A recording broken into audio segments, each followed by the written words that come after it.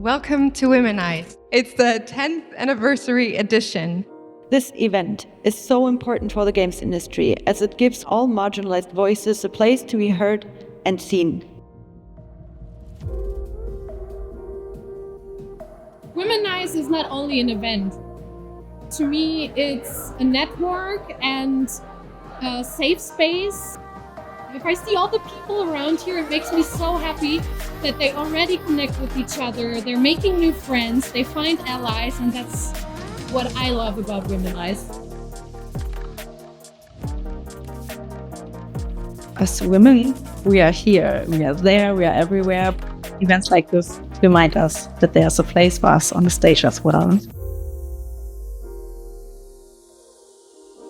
We didn't reach a point yet where I would say, the industry is diverse, the industry is inclusive enough. We are not there yet.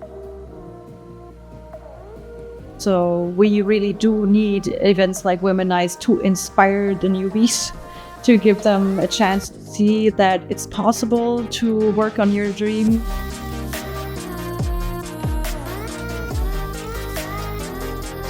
Keep being visible, keep being loud. It's necessary. See you next time. Bye-bye.